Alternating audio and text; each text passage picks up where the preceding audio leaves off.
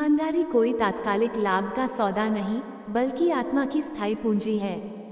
ये वह बीज है जिसे बोने पर भले ही तुरंत फल न मिले, लेकिन जब समय आता है तो वह विश्वास, सम्मान और आत्मसंतोष के रूप में पनपता है। ईमानदारी हमें उस राह पर ले जाती है जहाँ संघर्ष भले अधिक हों, पर अंत में जीत सत्य की होती है। यह न सिर्फ दूसरों का भरोसा जीतने का माध्यम है, बल्कि अपने भीतर के चरित्र को भी दृढ़ता से स्थापित करने का मूल है। ईमानदारी का फल हमें यही सिखाता है कि सच्चाई की राह कठिन जरूर हो सकती है, लेकिन उसका परिणाम हमेशा मधुर, शाश्वत और जीवन को दिशा देने वाला होता है। नमस्कार दोस्तों, आप सबका हमारे चैनल पर स्वागत है। ऐसे ही ज्ञान वाली कहानी सुनने के लिए हमारे चैनल को सब्सक्राइब करें और घंटी को जरूर दबाएं, ताकि जब भी वीडियो डालें तो सबसे पहले आप तक पहुंचे। तो चलिए शुरू करते हैं। ईमानदारी का फल। बहुत समय पहले की बात है, उत्तर भारत के एक छोटे से गांव सत्यपुरा में हरिदास नाम का एक किसान रहता था। उसका जीवन सादा था, मिट्टी की महक, सूरज की तपिश और मेहनत के पसीने से सींचा गया। उसके पास विरासत में मिला एक छोटा सा खेत था जिसमें वह सब्जियां, फल और कभी कभार गेहूं भी उगाता था। हरिदास गरीब था, लेकिन उसका मन बहुत अमीर था, अमीर ईमानदारी, करुणा और सच्चाई से। गांव वाले उसकी इज्जत करते थे, लेकिन कई लोग उसकी बेवकूफ़ी पर भी हंसते, कहते कि आज के जमाने में ईमानदारी रोटी नहीं देती। लेकिन हरिदास का विश्वास कभी नहीं डगमगाया। वो अक्सर कहा करता, ईमानदारी एक बीज है जो समय पर फल जरूर देती है। भूमि की गोद से निकला सत्य। एक दिन जब सूरज ढलने को था, हरिदास अपने खेत में गाजर निकाल रहा था। अचानक कुदाल की चोट किसी धातु से टकराई। जिज्ञासावश उसने खुदाई की और देखा कि वहाँ एक चमचमाता सोने का सिक्का पड़ा है, पुराने जमाने का, शायद किसी रजवाड़े का। क्षण भर को हरिदास की आंखों में चमक आई, लेकिन अगली ही सांस में उसका मन बोला, यह मेरा नहीं है। वह सिक्का लेकर गांव के मुखिया भीमराव के पास पहुंचा और बोला, मालिक, यह मुझे खेत में मिला है, पर यह मेरा नहीं हो सकता, किसी और की अमानत हो सकती है। मुखिया हरिदास की ईमानदारी से दंग रह गया। उसने सिक्के को देखा, गांव वालों से पूछताछ की, पर कोई दावेदार नहीं मिला। तब मुखिया ने वह सिक्का हरिदास को लौटा दिया और सबके सामने उसकी सराहना की। अगले कुछ महीनों में खेत की गहराइयों से और भी सिक्के निकलते रहे। हर बार हरिदास उन्हें लेकर मुखिया के पास पहुंचता और हर बार वही प्रक्रिया होती, परीक्षण, पूछताछ और फिर प्रशंसा। हरिदास को सिक्के तो मिले ही, गांव का विश्वास भी मिल गया।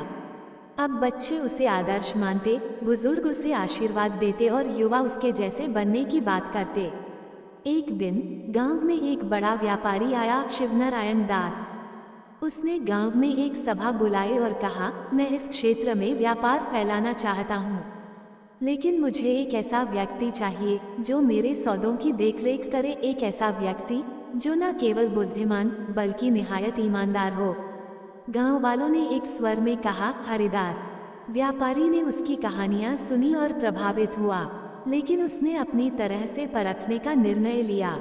शिवनारायण ने हरिदास को एक कीमती हीरा दिया और कहा, यह मेरे परिवार की धरोहर है, मैं इसे कुछ दिनों के लिए तुम्हारी देखरेख में छोड़ रहा हूँ, इसे खोना नहीं। हरिदास ने हीरे को अपने घर में पूजा स्थान पर रखा और हर दिन उसकी धूल साफ करता रहा। दिन बीते और जब व्यापारी वापस आया तो हरिदास ने वह हीरा बिना एक शब्द कहे वापस कर दिया। व्यापारी मुस्कुराया और बोला, मैं जानता था ये परीक्षा है और तुम उसमें खरे उतरे। अब मैं तुम्हें अपनी आधी संपत्ति और इस व्यापार की जिम्मेदारी सौंपता हूँ। हरिदास ने धन को अपने पास रखने के बजाय गांव के लिए एक विद्यालय, एक जलाशय और एक अनाथालय बनवाया। उसने खेती को उन्नत बनाने के लिए नए उपकरण खरीदे और बांटे। अब सत्यपुरा न केवल सुंदर बल्कि समृद्ध भी हो चला था। गांव के बच्चे ईमानदारी का पाठ पढ़ते, बुजुर्ग हरिदास की कहानियां सुनाते और युवा उसका अनुसरण करते। वो अब धरती पुत्र कहे जाने लगा था। सत्यपुरा अब वही गांव नहीं रहा था जहां पहले कच्चे घर और सूखी जमीन थी, वहां अब पक्की गलियां, हरियाली से लहराते खेत और बच्चों की मुस्कानें थीं। ये सब एक आदमी के कारण था हरिदास, जो अब सिर्फ एक किसान नहीं बल्कि एक विचार, एक प्रेरणा बन चुका था। शिवनारायण दास की संपत्ति संभालना आसान नहीं था। हरिदास अब व्यापारी की तरह काम करने लगा, लेकिन अपने मूल सिद्धांतों को कभी नहीं भूला। वो हर सौदे में पारदर्शिता बरतता, हर मुनाफे का कुछ हिस्सा गांव के विकास में लगाता। पर जैसे जैसे संपत्ति और प्रभाव बढ़ा, वैसे वैसे ईर्ष्या भी। कुछ बड़े व्यापारी और जमींदार उसकी बढ़ती प्रतिष्ठा से जलने लगे। उन्होंने अफवाहें फैलाई, झूठे मुकदमे दर्ज करवाने की कोशिश की और यहाँ तक कि उसके चरित्र पर भी उंगलियां उठाईं। हरिदास एक बार फिर अपने ईमान की ढाल लेकर खड़ा हुआ। उसने कानून का सहारा नहीं लिया, बल्कि गांव की पंचायत में सबको इकट्ठा कर अपनी बात रखी। अगर मेरी ईमानदारी पर किसी को भी शक हो, उसने कहा, तो मैं सब छोड़कर उसी छोटे खेत में लौट जाऊंगा। पंचायत ने सर्वसम्मति से उसका समर्थन किया और झूठ फैलाने वालों को गांव से बाहर कर दिया। विरासत का बोझ नहीं, प्रकाश बनाना। समय बीतता गया। हरिदास ने एक शिक्षालय की स्थापना की, सच्चाई की पाठशाला, जहां बच्चों को किताबों के साथ साथ जीवन मूल्य भी सिखाए जाते थे। वो खुद वहां हफ्ते में एक दिन आता, बच्चों को कहानियां सुनाता, सच्चाई, सेवा और आत्मसम्मान की। हरिदास ने कभी शादी नहीं की, लेकिन वह अकेला नहीं था। गांव के हर बच्चा उसे बाबा कहकर पुकारता था। एक दिन जब वो बरगद के नीचे बैठा था, एक युवक उसके पास आया, आरव, जो उसी विद्यालय में पढ़ा था और अब पढ़ाई पूरी करके लौटा था। आरव ने पूछा, बाबा, आप थकते नहीं क्या? इतने सालों से सेवा करते आ रहे हैं, अब आराम क्यों नहीं करते? हरिदास मुस्कुराया और कहा, बेटा, बीज कभी आराम नहीं करता। वो मर जाता है तो भी वृक्ष बनकर फल देता है। एक सुबह गांव में शांति छा गई। हरिदास अब इस संसार में नहीं था। उसका शरीर तो शांत हो गया था, लेकिन उसकी आत्मा हर गली, हर खेत, हर पुस्तक और हर बच्चे की आंखों में चमक रही थी। उसकी मृत्यु के बाद उसकी वसीयत खोली गई।